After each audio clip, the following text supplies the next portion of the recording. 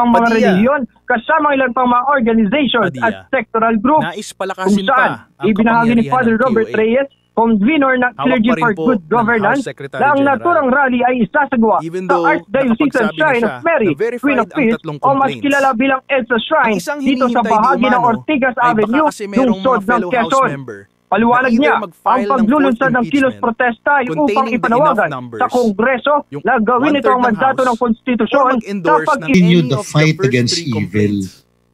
Ani Manuel. Ngunit, nilinaw naman ni Bishop Efrain Tendero ng World Evangelical Alliance na ang kanilang isasagawang rally ay hindi lamang nakasentro sa pagpapatalsik sa ikalawang Pangulo, ngunit pati na rin ang mga isyong kinakarap ng pamahalaan. Tingin ko dito, sila'y non-partisan at walang sinusuportahang panig sa kanilang kilos protesta sa darating na Biyernes. Pakinggan naman natin ang naging paliwanag ni Bishop Efrain Tendero ng World Evangelical Alliance. Kaya itong coalition sa hapon, talaga ang focus nito ay una nang ipinahayag ni House corruption. Secretary General And how do we address that? And we are not siding with one police. Genesis. Sa katunayan niya, ibinahagi din sa atin na ang kanilang isasagawang rally ay mag-uumpisa sa ganap na alas 2 na tatagal hanggang gabi ng alas 8. Bombo Genesis. Iwan na din ang mga nasa paligid ng Ortigas Avenue na baka marahil ay maapektuhan sila sa daloy ng trapiko sa isasagawang rally. Sige. Mahal na Pangulo, hindi ko po sinasabing ako po'y eksperto, hindi po ako magaling sa batas, hindi din po ako mathematician, hindi din po ako auditor, ako po'y isang revolusyonaryo. Ano po ang legal basis nun? Opo, napakaganda po ng tanong ng ating pinunong minorya. At yan po, alam niyo po, dito po sa aking kaliwa, kung titingnan niyo po, dahil ang sabi ko po sa kanila, Ginoong Pangulo, tayo po ay haharap sa Bar Tatner, mathematician pa. Kaya kailangan po, battery. O sige po, basahin ko na po. Baka kasi English baka may Tagalog kasi dito. Napakahalaga po ng panimulang salita sa usapin nito, sapagkat ito pong ating isinusulong, ito po ay bunga ng isang revolusyon na naganap sa ating bayan na ipinaglalaban po ang kaban ng bayan. Ibig pong sabihin, ito pong COA na atin pong binabanggit dito, Ginoong Pangulo, ito po ay napakahalaga ng papel nito sa ating bayan. Ang gusto po natin, mahal na Pangulo, ay palakasin po yung mga ibinigay sa kanilang kapangyarihan. Kaya meron po dito sa ating panukala na mga bago pong probisyon. Pero ito pong mga probisyon nito, mahal na Pangulo, hindi na po ito bago. Meron pong ilan na pinapractice na, meron pong ilan na masasabi nating bago. Pero yung pong mga bago na yun, pagka atin pong pinag-usapan, ay parang hindi na rin bago. Kaya ako po, mahal na Pangulo, hindi ko po sinasabing ako po'y eksperto, hindi po ako magaling sa batas, hindi din po ako mathematician, hindi din po ako auditor, ako po'y isang revolusyonaryo. Ito po ang natatanging lamang panglaban ng taong bayan sa korupsyon. Ito lamang pong COA. Pero ito pong ating panukala ay isa po itong code. Opo. Tama po. So, ang gusto ba natin mangyari dito na lahat ng ating gustong malaman tungkol sa government auditing ay dito natin makikita at mahanap sa panukalang ito? Opo. Okay. Alam niyo po, katunayan po, mahal na Pangulo, noong nagsagawa po kami ng pagdinig, napaka eye-opener po. Sapagkat marami po talaga na hindi naman nasasaad sa batas, pero kanila na po itong isinasagawa at ginagawa na po nila. Ang kailangan po natin ngayon na Ginoong Pangulo, maging batas po para mas lalo pong maging masabi pong matalim ang kanilang ipin po.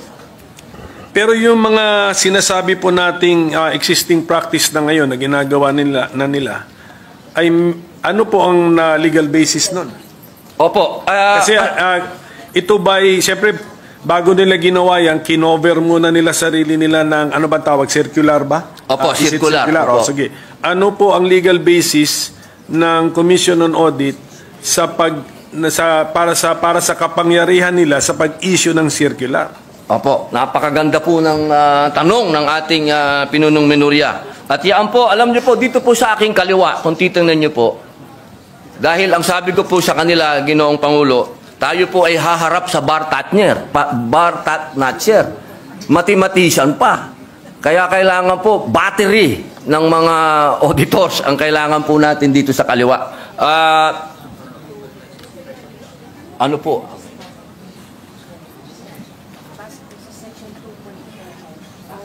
Yung legal basis na yun ay nandun sa bill. Section 2 ng Konstitusyon. Opo.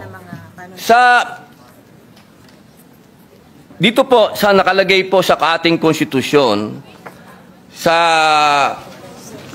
Section 2 po, ng letter D, the Commission on Audit, dito po sa Section 2, number 2, sabi po dito, the Commission shall have exclusive authority, subject to the limitations in this article, to define the scope of its audit and examination, establish the techniques and methods required therefore. Yun po, nasa konstitusyon po, mahal naming Pangulo, na sinasabi po dito, meron po silang karapatan na maggawa ng mga techniques, establish techniques, methods sa pangalan po ng circular.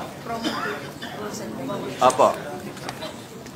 Yung susunod, mas importante rin po. Sige po, buhasahin ko na po. Baka kasi English baka may Tagalog kasi dito. Meron kasi Kaya nga po, ang ating konstitusyon actually ay nakabandato dyan na merong Tagalog version ng ating konstitusyon. Sige po, pwede po natin gamitin yun. Tagalog sana para maintindihan ng ating mga kababayan. Masyado akong spoken in dollar. Tagalog. Ito po naman sa Tagalog, dapat magkaroon ang komisyon ng tanging otoridad batay sa mga katakdaan sa artikulong ito na magtakda ng saklaw na audit at pagsusuri nito, magtatag ng mga kaparaanan at pamamaraan na kinakailangan ukol doon at maglagda ng mga tuntunin at alituntunin sa pagtutuos at pag-audit kabilang ang mga ukol sa paghadlang at di pagpaghintulot sa mga paggugol o paggamit ng mga salapi at ari-arian ng pamahalaan na tiwali, hindi kinakailangan, labis-labis, maluho o hindi makatwiran. Yun po, Ginoong Pangulo. So, sa ngayon po, ang COA, aside from the circulars that they have issued, and aside from the constitutional basis in the 1987 Constitution, ano po ang batas na nag-govern sa kanilang mga kilos? Sa ngayon po ay sa ang ngayon, saligang batas. At siyempre po, yung pong nakaraan, nung panahon po ng tayo pa po ay nasa panahon pa ng Marcos Sr., meron po tayong Presidential Decree 1445. Opo, doon po nagbase halos. Opo. And that is a 1978 law. So, ibig na, ang gusto natin na sabihin ngayon, ang basic and fundamental auditing code na sinusunod ng COA sa ngayon is a 1978 law. Opo, Okay. opo. Yung 1978 auditing code na yan, paano naman siya binago ng mga detalye na nandun sa 1987 Constitution? Ito po, ang sabi po nila, nandoon po ito sa Book 5 ng Admin Code of the 1987 Constitution. Meron po ba tayo? Book 5. Of the Admin Code. Opo, Admin Code. So, meaning to say, according to our resource persons, Book 5 of the Administrative Code of 1987 repealed even indirectly repealed or replaced the June 1978 Government Auditing Code? Or ano sila, complementary sila? Opo. Okay. Siya daw po ay complementary. Okay, sige. Opo, Kaya nga, ang tanong ko nga, Mr. Opo. Okay. So, ang gusto nilang sabihin sa atin is, sa ngayon, hindi naman talaga nakarely ang COA sa isang 1978 na issuance. Opo. Pati na rin sa Book 5 ng Admin Code ng 1987. Okay. Opo. Kaya po ang next tanong ko, kung medyo na-update na rin naman pala, ano po naman ang pagbabago na ating ilinagay sa ating panukala such that it is more desirable now to have this new Government Auditing Code? Opo. Pwede po natin itong isa-isahin kung ano po yung mga bagong provision. Mga bagong idea muna. May mga bago ba tayong idea o bagong approach dito sa ating panukala? So dito po sa Section 16 ng ating panukala, nasasabi po dito ay dinagdag po natin ang electronic transaction katulad ng electronic documents, electronic collection, and electronic project. Ito po na rin ay pinapractice na rin po ito ng COA po sa ngayon. Yan po yung isa po na masasabi po nating malaking pagbabago. Ito po yung pinakamaganda na pinag-usapan po namin. Ako gusto ko po ito. Kasi maraming lugar na hindi napupuntahan ng COA. Nakalagay po dito sa Section 26. Institutionalizes COA Citizen Participating Audit Program. Ito po yung Deputized Citizen Participatory Office. Since 2016 pa po ito, ginagawa nyo na. Opo, nagde-deputize po sila. Opo, ng mga mga CPA po, no? Tawag po nila CPA, opo. So ito pong participation ng civil society organizations na natin ay linilimit natin sa remote and critical areas. Bakit hindi natin gawin na sa general rule? Opo. Sama sila. Actually, general rule po siya. Opo. Well, ito pang ang pagkasulat natin ay located page 20, line 17 to 18 nakasulat dito. Monitoring of projects located in remote and critical areas. So mukhang maganda itong idea na ito. Bakit din natin gawing partner ng COA ang CSO? For all, if you want. Opo, yun daw po, practice na po na raw nila Ginoong Pangulo. Ito po yung ginagawa na raw po nila. Opo. Tapos, Mr. President, bago ko ito malimutan, may mga concerns na riniraise yung mga private entities. Opo. Na meron silang ano ba yun yung sa PPP? PPP. Because of the PPP, allowed ang private entities na parang meron siyang merger of activities or transactions with the government. Yun, meron silang isang section po rito. Section 24, if I'm not mistaken. Na yun po ang concern nila na ano bang klaseng audit authority ang gusto ma-exercise or pwedeng ma-exercise ng COA sa kanila under our bill, Mr. President? Opo.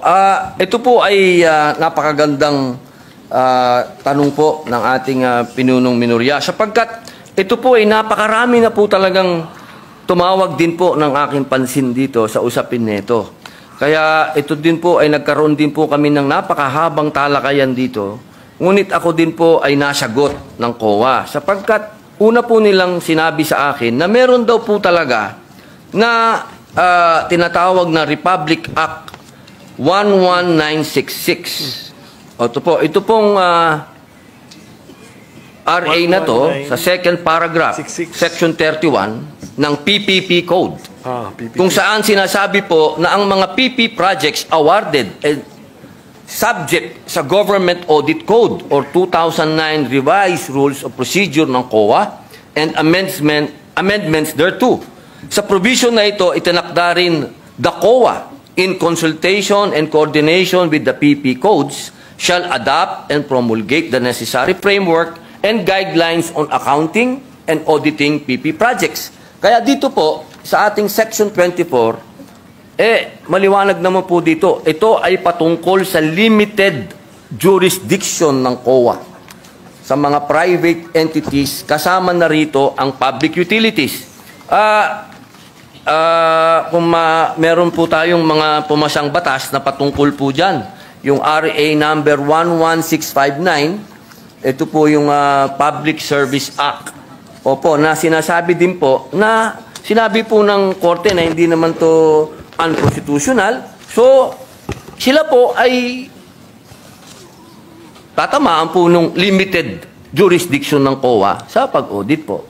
Yun po ang aming pagkakaintindi, Ginoong Pinunong. Ang problema ko po, Mr. President, dito rin sa pagkasulat ng ating Section 24 na nasa page 19. Sa title ng section, limited jurisdiction over private entities. Pero pagbasahin mo yung body ng section, hindi mo naman makuha kung anong meaning ng limited jurisdiction. Kasi sinasabi rito, the Commission shall have authority to examine and audit the contracts, agreements, or dealings of private entities with the government, etc. So, the words used are examine and audit, which is the normal words, Mr. President. So, where is the limitation found, Mr. President? Alam niyo po, ito po kasing pinag-uusapan natin ngayon, ito po ay galing pa sa Presidential Decree number 1445. Patingin ng 1445. At ito po ay at ang amin pong napagdesisyonan, amin pong i-specify dito sa Section 24 na malinaw kung ano po yung dadaan sa audit. Ibig pong sabihin, kung ano lamang po yung dinapuan ng pera ng gobyerno, doon po sa PPP, doon lang po sila may karapatan na mag-audit.